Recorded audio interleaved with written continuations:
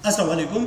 मैं हूं फ़हीम खान और नेशनल सेविंग के अपडेट, प्राइवेट बैंकों के अपडेट के साथ आप लोगों की खिदमत में हाजिर हूं। रिक्वेस्ट आप लोग से यही है, अगर आप हमारे चैनल पर नए हैं तो चैनल को सब्सक्राइब कर दें, वीडियो को लाइक कर दें, वीडियो को शेयर कर दें, बेल आइकन को प्रेस कर दें ताकि डेली बेसिस पे जो हम आप लोग के लिए वीडियोस बना रहे हैं, चाहे वो नेशनल सेविंग से रिलेटेड हो या प्राइवेट बैंकों से रिलेटेड हो, वीडियो फर्स्ट ऑफ ऑल आप लोगों को मिले और आप लोग ज़्यादा से ज़्यादा फ़ायदा हासिल कर सके। जनाब, आज की जो हमारी वीडियो है वो रास्त से रिलेटेड है। ठीक है, रास्त बेसिकली है क्या? अच्छा, वैसे नॉर्मली जो हमारी वीडियोस होती हैं वो होती है सेविंग से हवाले से, मतलब जो हमारे चैनल का मैनिफेस्टो वो क्या है कि किस तरह आप अपने 1 लाख को शॉर्ट टाइम में बैंकों में इन्वेस्ट करके 1 लाख को 10 लाख में कन्वर्ट कर दें, बैंकों में इन्वेस्ट करके लीगल तरीके से, और अगर 10 लाख है तो जल्द से जल्द उसको 1 करोड़ में कन्वर्ट कर दें बैंकों में इन्वेस्टमेंट करके शॉर्ट तरीके से, लीगल तरीके से। लेकिन शॉर्ट तरीका मतलब अच्छी स्कीमों में इन्वेस्ट करके। ठीक है, लेकिन आज की जो हमारी वीडियो है वो सेविंग से रिलेटेड नहीं है, मतलब है बैंक से रिलेटेड, और ये बहुत बड़ा एडवांटेज है आपको। रास्त है क्या? अगर मैं इसको अपनी ज़बान में कहूँ तो इसको मैं सिंपल ये कहूँगा जनाब कि रास्त जो है वो बेसिकली एक बैंकों में जो है वो बैंक पाकिस्तानी लोगों के लिए एक नेमत से कम नहीं है, इसको कहते हैं रास्त। मैं इसको जो है वो एक बहुत बड़ी नेमत कहूँगा। ठीक है, क्योंकि देखिए रास्त, चले मैं इसको डिटेल्स में हम इस पर डिस्कस भी करते हैं। मतलब ये है कि जो पॉइंट्स मैं अभी आपको बताना चाह रहा था वो मैं फिर वीडियो के बीच में ही बताऊंगा, क्योंकि अभी मैं इसके बारे में बताऊंगा तो आप लोग कंफ्यूज हो जाएंगे। ठीक है, तो जनाब रास्त के बारे में बात कर ले। अच्छा, रास्त है क्या? रास्त बेसिकली जो है वो पैसे ट्रांसफ़र है। मतलब ये कि आपको पूरे पाकिस्तान में किसी भी शख्स को पैसे भेजने हो या किसी भी शख्स से पैसे अपने पास मंगवाने हो, अगर आपके पास रास्त की आईडी है या उस शख्स के पास रास्त की आईडी है तो पूरे पाकिस्तान के किसी भी बैंक में आप पैसे फ्री ऑफ कॉस्ट भेज सकते हैं। ठीक है, इस पर कोई चार्जेस नहीं लगेंगे और पैसे जो है विद इन फ्यू सेकेंड जो है वो ट्रांसफ़र हो जाएंगे, और अगर उसने आपको पेमेंट करनी है तो जो है वो आपके पास विद इन सेकेंड जो है वो रिसीव हो जाएंगे। इसको रास्त कहते हैं। ठीक है, अच्छा जनाब, बात करते हैं हम डिटेल्स में आज की रास्त की। ठीक है, अच्छा, ये पेमेंट चूँकि आप खुद भेज रहे होते हैं या रिसीव कर रहे होते हैं तो इसके लिए लाजमी है कि आपके पास इंटरनेट बैंकिंग होना चाहिए। मतलब जब आप खुद पैसे भेजेंगे तो कैसे भेजेंगे?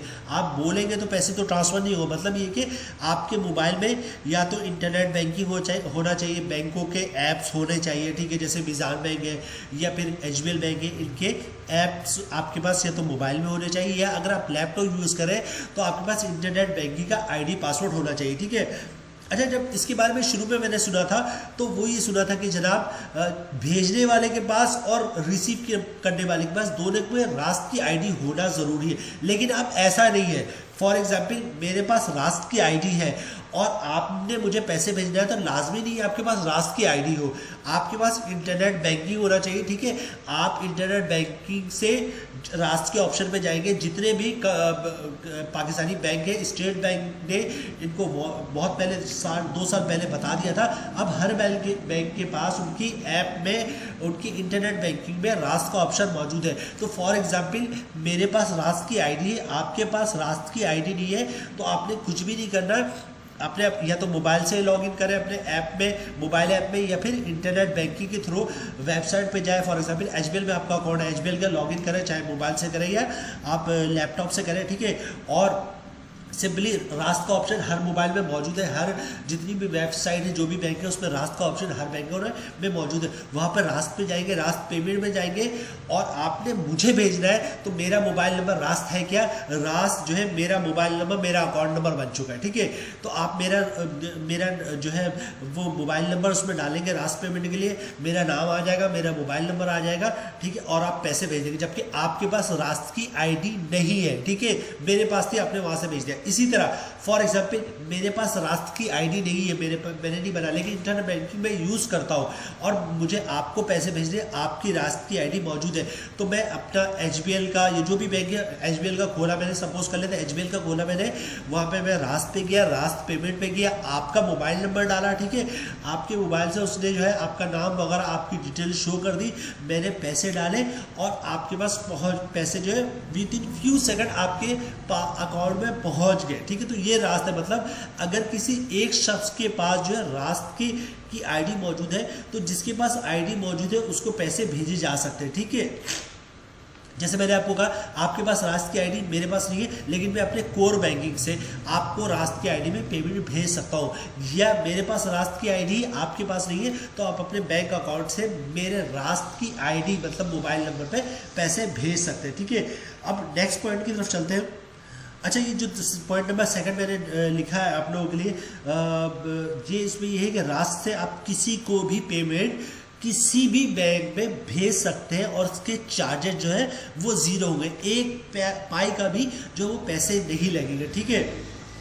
तो ये जो मैं आपको बार बार कह रहा हूँ कि रास्ते एक बहुत बड़ी नेमत है बैंकिंग में कि विद इन फ्यू सेकंड जो है वो पैसे भेज रहे हैं। तो मैं अपनी बात करूँ 3-4 बैंकों में मेरा अकाउंट है, ठीक है, और आपको पता है कि हर बैंक ने एटीएम चार्जेस जो है वो लगाए हुए। अब चारों बैंकों का मेरे पास जो है वो एटीएम कार्ड होगा, तो आपको पता है 2500-3000 रुपये हर महीने जो है हर साल जो है वो एटीएम के पैसे जो है वो चार्ज हो जाते हैं, मतलब एक साल के अंदर 10,000 रुपये जो है वो मेरे एटीएम चार्जेस कटेंगे 4 बैंकों के, ठीक है। तो मैंने ये तमाम बैंकों का जो है वो एटीएम ख़त्म कर दिए, बंद करवा दिए, 1 रुपये नहीं कटता, ठीक है। एक बैंक का जो है वो एटीएम रखा हुआ है और उसकी राष्ट्र की आईडी भी मेरे, तो जिस बैंक से भी मुझे पैसे भेजने होते हैं मैं क्या करता हूँ अपने उस बैंक में भेज देता हूँ जिसकी मेरे पास राष्ट्र की आईडी भी है और जो मेरा जो है वो एटीएम कार्ड भी है, ठीक है। मैं पैसे उठा के राष्ट्र के थ्रू उस अकाउंट में उसमें फेंक देता हूँ अपने उसमें जिसका एटीएम कार्ड है राष्ट्र के थ्रू, और जो है उससे एटीएम यूज होकर पैसे निकालो। तो इससे होता क्या है, मेरे पास 3-4 बैंकों के जो एटीएम के चार्जेस थे वो बच जाते हैं। एटीएम मैंने उनके रखे भी नहीं, ख़त्म करवा दिए,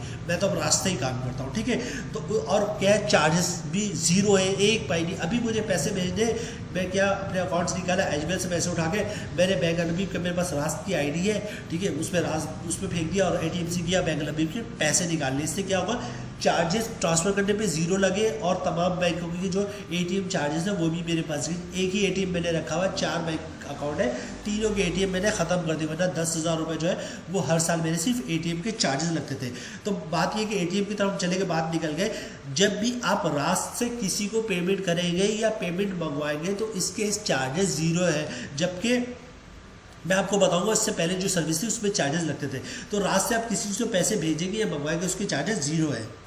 अच्छा, नॉर्मली होता क्या था, जब आप किसी को पैसे भेजते थे, ठीक है, फॉर एग्जांपल आपका एचबीएल में अकाउंट है और आपको एमसीबी में किसी को पैसे भेजने, तो आपको क्या क्या चीज़ की रिक्वायरमेंट थी, मतलब क्या क्या चीज़ें चाहिए होती थी जब कि आप पैसे आप किसी को भेज सके, ठीक है। सबसे पहले आपको उस शख्स का नाम पता होना चाहिए था, ठीक है।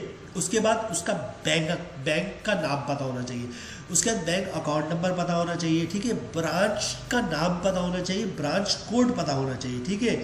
और अकाउंट नंबर के अलावा जो है वो अकाउंट नंबर भी चाहिए होता है, किसी बैंक में आईबीएन नंबर यानी इंटरनेशनल बैंक अकाउंट नंबर चाहिए होता है, ठीक है। तो ये सारी चीज़ें चाहिए होती थी किसमें, जब तक रास्ते नहीं हुए थे आपने एक बैंक से दूसरे बैंक में पैसे भेजने का तरीका क्या होता था, आरटीजीएस के जरिए पैसे भेजते थे, रियल टाइम ग्रॉस सेटलमेंट, मतलब ये होता था कि आप ब्रांच जाते थे और आरटीजीएस का फॉर्म भरते थे, ठीक है। उसमें अपना आप चेक काट के दे देते थे, आरटीजीएस का फॉर्म भर देते थे, ठीक है। और उसमें सारी डिटेल्स जिसको पैसे भेजना है, फॉर एग्जांपल एचबीएल से आपने एमसीबी भेजना है तो एमसीबी के बंदे का नाम, एमसीबी बैंक का नाम, एमसीबी ब्रांच का नाम, एमसीबी उस ब्रांच का code, account number, branch code, ये सारी चीज़ें देते थे आप। और फिर क्या करता था वो बैंक जो है वो आपके अकाउंट को डेबिट करता था और पैसे उठा के अपनी आरटीजीएस को, यानी कि बैंक अगर मैं एचबीएल से पैसे ट्रांसफ़र एमसीबी भी कर रहा हूँ तो ये सारी चीज़ें मैं ब्रांच वाले को देता था, एचबीएल वालों को। एचबीएल वाले क्या करते करते थे, आरटीजीएस जो डिपार्टमेंट है उसको भेजते थे, आरटीजीएस वाले स्टेट बैंक को भेजते थे, स्टेट बैंक क्या करता था वो पैसे उठा के एमसीबी आरटीजीएस वालों को भेजता था, और फिर एमसीबी आरटीजीएस वाले क्या करते थे वो पैसे उठाकर उस ब्रांच को देते थे कि ये आरटीजीएस आई हुई है, और फिर वो ब्रांच जो है उस पैसे को क्रिएट करता था। तो इसमें पूरा एक दिन लग जाता था, ठीक है। और आरटीजीएस के चार्जेस अलग थे, आपको ब्रांच का विजिट अलग करना पड़ता था, या फिर आईबीएफटी करवाते थे आप, इंटरनेट बैंकिंग फंड ट्रांसफर, ठीक है, इंटरनेट बैंकिंग फंड ट्रांसफर, ठीक है। तो उसका भी प्रोसेस कुछ ऐसा ही होता था। उसमें भी ब्रांच क्या करती थी, ब्रांच पैसे उठा के आईबीएफटी टीम को देती थी, और फिर आईबीएफटी जो है वो जिस बैंक में पैसे जा रहा है उसके आईबीएफटी टीम को भेजती थी, और फिर वो आईबीएफटी टीम ब्रांच को भेजती थी, फिर ब्रांच जो है देखती थी पैसे आ गए तो फिर वो आपको क्रेडिट करते थे। तो इसमें भी पूरा एक दिन लग जाता था। आईबीएफटी के चार्जेस भी अलहदा होते थे। या इसके अलावा क्या था जनाब, क्लियरिंग का सिस्टम था। फॉर एग्जांपल आप मेरे पास एमसीबी बैंक का किसी ने मुझे पैसे दे दिए, वो मुझे चेक दे देता था, तो मैं चेक अपने अकाउंट में जमा करवा देता था। तो आज मेरे पैसे अकाउंट में चेक जमा करवाया तो अगले दिन क्लियर होता था शाम के 6 बजे के बाद। मतलब मेरा आज का दिन भी ज़ाया हो गया, कल का भी दिन ज़ाया हो गया, क्योंकि 6 बजे के बाद जो है वो पैसे क्रेडिट होते थे, कभी 6 बजे के बाद, कभी 7 बजे के बाद, कभी 8 बजे के बाद, और फिर जो है मैं अगले दिन पैसे निकलवा सकता था। तो इतना लंबा चौड़ा प्रोसेस था। अगर एक बैंक से दूसरे बैंक में पैसे भेजे जाए, इतनी सारी चीज़ों की रिक्वायरमेंट होती थी, और उसके अलावा चार्जेस अलग करते थे। अब क्या हो गया जनाब, अब आ गया है रास्त। रास्त क्या है, basically Pakistan first digital system है जिसको कहते हैं रास्त, ठीक है। रास्त के जरिए क्या होगा, अच्छा देखिए रास्त में होता क्या है जनाब, रास्त में आपको नंबर लंबे चौड़े जो है वो अकाउंट नंबर याद रखने की ज़रूरत नहीं पड़ती है, ठीक है, और ना ही branch code, branch name, bank name की ज़रूरत पड़ती है, ठीक है। रास्त में होता है कि जरा रास्त में जब आप रास्त की आईडी बनाते हैं, फॉर एग्जांपल मैं अभी अपना बैंक अपने लॉगिन करूँगा, एचबीएल की बात कर लूँ, एचबीएल में लॉगिन करूँगा तो सबसे पहले मैं करूँगा क्या, अपना रास्त की आईडी बनाऊँगा। रास्त की आईडी किससे बनती है, इसकी वीडियो मैं अलग से बनाऊँगा। जब रास्त की आईडी में क्या होता है, रास्त की आईडी में जो आपका मोबाइल नंबर होता है, रास्त की आईडी बेसिक मोबाइल नंबर है। कोई भी रास्त की आईडी बनाएगा तो उसने जो भी अपना मोबाइल नंबर दिया होता है अकाउंट खुलवाते वक्त, या जिसका अकाउंट नंबर अपडेट होता है उस अकाउंट में, उस पर वो रास्त की आईडी बना सकता है, ठीक है। तो रास्त में होता है क्या है, आपका बैंक अकाउंट आपके मोबाइल नंबर से कनेक्ट हो जाता है, और आपका जो आपका मोबाइल नंबर है ना वही आपका बैंक अकाउंट नंबर होता है। उसमें अपना जब आपका मोबाइल नंबर आपका जो रास्त आईडी बन गई तो फिर आपको किसी डिटेल की ज़रूरत नहीं, बैंक नेम जो है, branch name, branch code, account number, ठीक है, ब्रांच नेम या फिर बैंक नेम, कोई रिक्वायरमेंट नहीं है। आपकी जब रास्त की आईडी बन जाती है तो रास्त की आईडी किस पे बनती है, मोबाइल नंबर पे। मोबाइल नंबर आपका जो आपका बैंक अकाउंट नंबर हो गया, ठीक है। जब आप किसी को अपना मोबाइल नंबर देते हैं कि यार मेरे रास्त के थ्रू पेमेंट कर दो, तो सिर्फ आप अपना मोबाइल नंबर देते और कुछ भी डिटेल नहीं देते। वो जब अपना रास्त की आईडी पे पेमेंट पे जाता है, मोबाइल नंबर डालता है, बस सिर्फ आपका मोबाइल नंबर डालेगा, वो आपका नाम आ जाएगा, आपका मोबाइल नंबर आ गया, आपको पैसे ट्रांसफर हो जाएंगे, और मजीद कोई डिटेल देने की ज़रूरत नहीं, और पैसे विद इन फ्यू सेकंड में ट्रांसफ़र होंगे, और इस पर चार्जेस भी कोई नहीं है, बिल्कुल फ्री है, फ्री ऑफ कॉस्ट, और विद इन फ्यू सेकंड में पैसे ट्रांसफ़र होते हैं। रास्त एक बहुत ही पावरफुल सिस्टम है जो स्टेट बैंक ने इंट्रोड्यूस कराया, और वीडियो के स्टार्ट में ही बता दिया था मैंने कि जब से रास्त आया, रास्त बेसिकली पूरे पाकिस्तानियों के लिए एक बैंकिंग सेक्टर में मैं कहूँगा नेमत से कम नहीं है, और स्टेट बैंक ने बहुत बड़ा फेवर दिया है आवाम को कि विद इन फ्यू सेकेंड पूरे पाकिस्तान में किसी को भी पैसे भेज दो, किसी से भी पैसे मंगवा लो, एक पाई के चार्जेस नहीं कटेंगे, और with in few second 24 hours आपको पैसे मिल जाएंगे, ठीक है। नेक्स्ट वीडियो में इंशाल्लाह मैं आप लोगों को रास्त की आईडी कैसे बनती है ये भी बनाऊंगा और बताऊंगा, और रास्त की में पेमेंट कैसे करते हैं, मतलब किसी को पैसे भेजने कोशिश ये करूंगा कि मैं खुद ही ट्रांसफ़र कर अपने पैसे जो अपनी किसी कोर बैंकिंग मतलब एचबीएल से मैं पैसे उठा के अपने रास्त आईडी में उठा के भेज दूँ, और आप लोगों को दिखा दूँ पैसे किस तरह ट्रांसफ़र करते हैं, रास्त आईडी किस तरह बनेगी, और फिर पैसे किस तरह ट्रांसफ़र करेंगे, ठीक है। तो ये नेक्स्ट वीडियो में इंशाल्लाह आप लोगों को बताऊँगा। अभी कोशिश मैंने ये की कि रास्त से मुतालिक आप लोग बता दूं, और फिर कहता हूँ रास्त बैंकिंग में एक बहुत बड़ा जो है वो आपको क्या कहूँ नेमत है, नेमत से कम नहीं समझूंगा रास्त को कि विद इन सेकंड पूरे पाकिस्तान में कहीं भी पैसे भेज दो। वरना नॉर्मली ये होता है कि लोग क्या करते थे, एटीएम से जाके पैसे अपने दूसरे अकाउंट में ट्रांसफर कर देते, सैलरी आई और पैसे उठा के एटीएम से दूसरे अकाउंट में ट्रांसफर कर रहे, तो उसके चार्जेस अलग लग रहे, आईबीएफटी की चार्जेस, आईबीएफटी करवा रहे तो उसके चार्जेस अलग लग रहे, आरटीजीएस करवा रहे तो उसके चार्जेस अलग लग रहे, क्लियरिंग में अगर जमा करवाते तो 2 दिन 3 दिन बाद पैसे आते हैं, ठीक है। अगर वो किसी वजह से रिजेक्ट हो जाए, मतलब क्लियरिंग अगर क्लियरिंग में कैंसिल मतलब रिटर्न हो जाए, क्लियरिंग रिटर्न हो जाए, रिटर्न मुख्तलिफ वजूहत की वजह से होता है, आपने अमाउंट गलत लिखी, साइन समझ में नहीं आ रहा है, डेट गलत रख दिया, तो फिर वो 3-4 दिन भी ज़ाया हो जाता है। लेकिन रात से विद इन फ्यू सेकंड आपके पैसे जो है वो ट्रांसफ़र हो जाते हैं। नेक्स्ट वीडियो में सारी किस तरह ट्रांसफ़र होगा, किस तरह आईडी बनेगा, वो सारी डिटेल इंशाल्लाह बताऊँगा। आज की वीडियो में हमने कोशिश ही की कि आप लोगों को रास्त के बारे में बताएं, आप लोगों को की नॉलेज में इजाफा करें। उम्मीद है वीडियो आप लोगों को पसंद आई होगी। रिक्वेस्ट आप लोग से यही है, अगर आप हमारे चैनल पर नए हैं तो चैनल को सब्सक्राइब कर दें, वीडियो को लाइक कर दें, वीडियो को शेयर कर दें, बेल आइकन को प्रेस कर दें ताकि डेली बेसिस पे जो हम आप लोग के लिए वीडियोस बना रहे हैं, चाहे वो नेशनल सेविंग से रिलेटेड हो या प्राइवेट बैंकों से रिलेटेड हो, वीडियो फर्स्ट ऑफ ऑल आप लोग को मिले और आप लोग ज़्यादा से ज़्यादा फायदा हासिल कर सके। मिलते हैं नेक्स्ट वीडियो में इंशाल्लाह, तब तक के लिए अल्लाह हाफिज़।